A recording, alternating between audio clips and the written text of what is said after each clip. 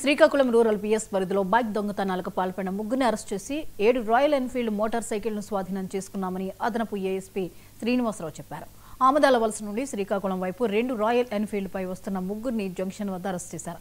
ఈ ముగ్గురు నిందితులపై వివిధ స్టేషన్ల పరిధిలో చీటింగ్, హత్య, డెకాయిట్, సస్పెక్ట్ షీట్లు నమోదై ఉన్నట్లు ఏఎస్పీ చెప్పారు. ఈ ముగ్గురు బైకులు దొంగిలించి నంబర్ ప్లేట్లు మార్చి అమ్ముతున్నట్లు విచారణలో తేలినట్లు ఏఎస్పీ మీడియాకు తెలిపారు.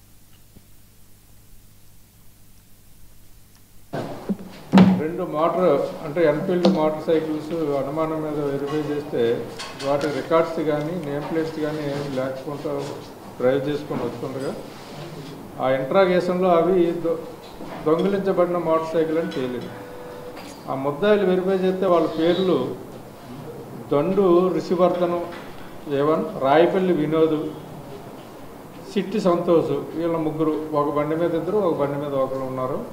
అవి వెరిఫై చేస్తే అవి దొంగిలించబడిన బళ్ళు అని తేలేవి. అందులో దండు రిషివర్ధన్ అన్నతనికి అంతకుముందు వైజాగ్ సిటీలో ఒక మర్డర్ కేసు ఉంది. అలాగే వినోద్కి 8 కేసులు ఉన్నాయి. సాలూరులో అందులో పీడీ యాక్ట్ కూడా ఉంది. ఈ పీడీ యాక్ట్లో సెంట్రల్ జైల్లో ఉండేటప్పుడు ఈ రిషివర్ధన్ అన్నాడు మర్డర్ కేసులు మొత్తాయి. వీళ్ళిద్దరికీ పరిచయం అక్కడ జరిగి అప్పటి నుంచి మొత్తము వీళ్ళు అఫెన్సులు చేస్తున్నారు.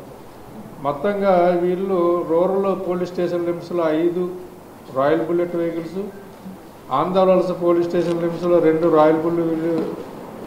రాయల్ ఎన్ఫీల్డ్ బుల్లెట్స్, మొత్తం 7 బళ్ళు దొంగిలించారు. ఆ 7 బళ్ళు రికవరీ చేయడం అనేది జరిగింది. సో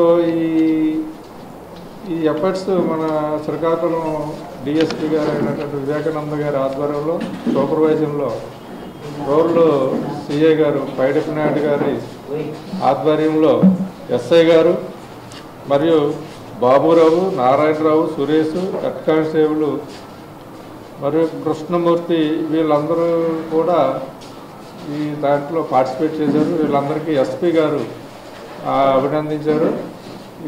తర్వాత ఈ థర్డ్ పర్సన్ దగ్గర ఉన్నారు, సేల్ చేసినట్టు ఉన్నారు. వాళ్ళ దగ్గరికి వెళ్ళి రికవరీ చేయడం అనేది జరిగింది.